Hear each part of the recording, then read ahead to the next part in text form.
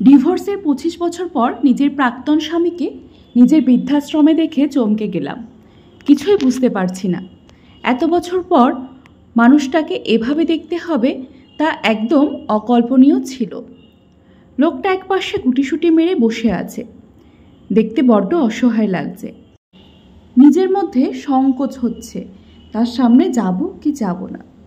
অনেকটা জড়তা নিয়ে শেষ পর্যন্ত তার সামনে গিয়ে দাঁড়ালাম।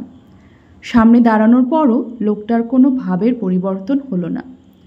বুঝতে অসুবিধা হলো না যে সামনে থাকা মানুষটা চোখে দেখতে পায় না।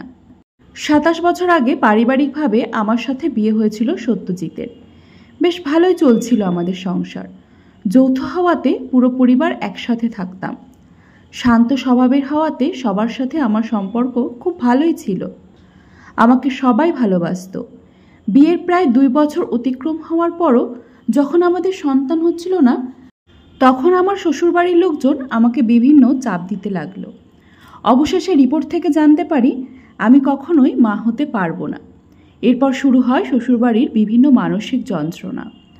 তবুও নিশ্চুপ ছিলাম, কারণ আমার পাশে আমার ভালোবাসার মানুষ সত্যজিৎ ছিল। কিন্তু সুখ নামক বস্তু হয়তো সবসময় সয় না। আমার ক্ষেত্রেও তার বিপরীত কিছু হলো না। পরিবারের চাপে সত্যজিৎও আমার থেকে দূরত্ব নিয়ে নিল। তবুও নিজেকে মানাতাম যে মানুষটা হয়তো মনের কষ্টে এমন করছে।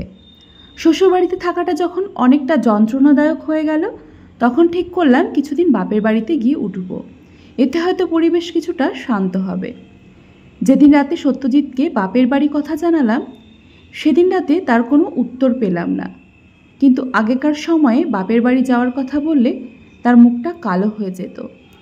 এবারে তার মধ্যে তেমন পরিবর্তন হলো না।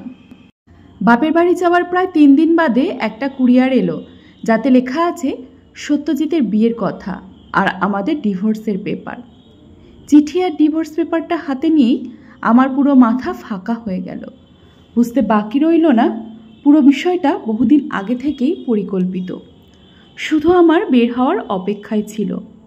যার জন্য এত কষ্ট আর অপমান সয়েছিলাম, সেই যখন পাশ কেটে চলে গেল, তখন নিজেকে পুরো একা মনে হলো।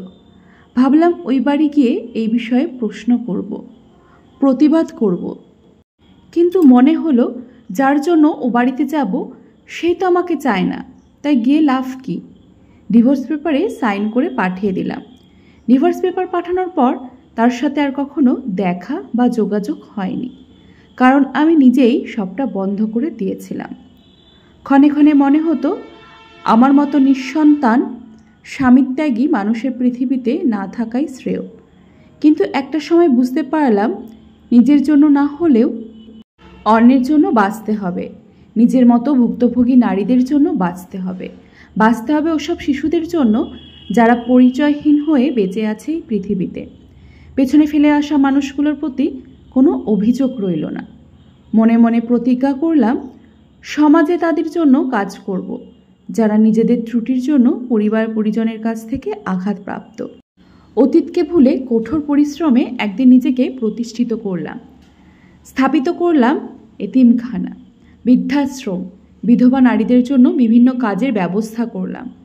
আমার মতো যে সকল নারী এই সমাজে অবহেলিত, মানসিক আঘাতে জর্জরিত, তাদের জন্য কিছু করতে পারাটাকে নিজের জন্য অনেক সৌভাগ্যের মনে হলো। অসুস্থ আর অস্বাভাবিক লাগছে সত্যজিৎকে। আমি না হয় তার আপন ছিলাম না, তাই আমাকে ছাড়তে তার হৃদয় কাঁপেনি।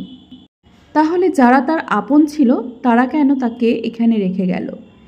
একজন সার্ভেন্টকে জিজ্ঞাসা করলাম ওনাকে এখানে কে এনেছে। উত্তরে সে জানায় সন্তানরা সবাই বিদেশে থাকে, কেউ দায়িত্ব নিতে চায় না, তাই আশ্রমে রেখে গিয়েছে। দীর্ঘশ্বাস ফেললাম আর মনে মনে চিন্তা করলাম একসময় নিঃসন্তান হওয়ায় সত্যজিৎ আমাকে ছেড়েছিল, আর আজ সেই সন্তানরাই তাকে বৃদ্ধাশ্রমে ছেড়ে গেল। এটাই হয়তো প্রকৃতির খেলা।